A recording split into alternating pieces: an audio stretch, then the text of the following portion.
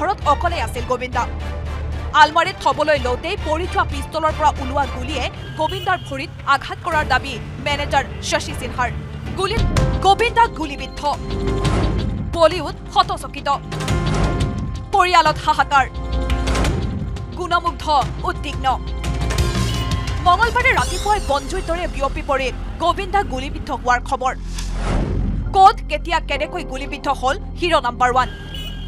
এই খবৰ লৈ গুণমুগ্ধই উৎকণ্ঠাৰে বাট চাই থকাৰ সময়তে হাস্পতালৰ পৰা খুদ গোবিন্দাই প্ৰেৰণ কৰিলে অডিঅ' বাৰ্তা।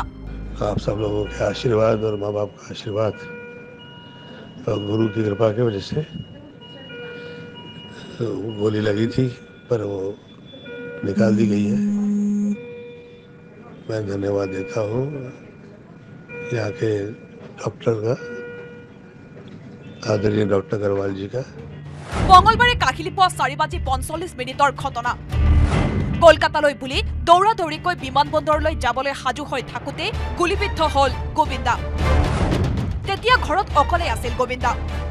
আলমাৰীত থবলৈ লওঁতেই পৰি যোৱা পিষ্টলৰ পৰা ওলোৱা গুলীয়ে গোবিন্দাৰ ভৰিত আঘাত কৰাৰ দাবী মেনেজাৰ শশী সিনহাৰ।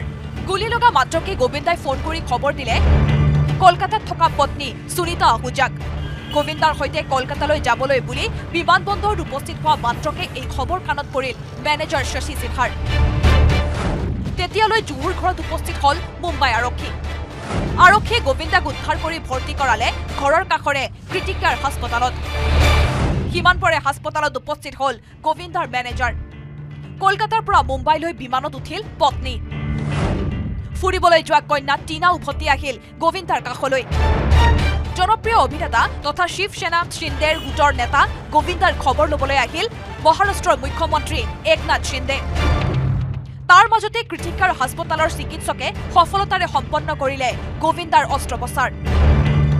সম্প্ৰতি বিপদমুক্ত 60 বছৰীয়া গোবিন্দা। কিন্তু বিপদমুক্ত হলেও পৰৱৰ্তী দুদিনলৈ হাস্পতালতে কটাব লাগিব হিৰো নাম্বাৰ 1 গোবিন্দাই। সম্পূৰ্ণ সুস্থ হৈ উঠিবলৈ হয়তো কিছুদিন ঘৰতে থাকিব লাগিব গোবিন্দা, যাৰ বাবে পূজাৰ বতৰত কলকাতাৰ শ্ব'ৰ লগতে বাতিল কৰি দিয়া হৈছে গোবিন্দাৰ শ্বুটিং শ্বিডিউল।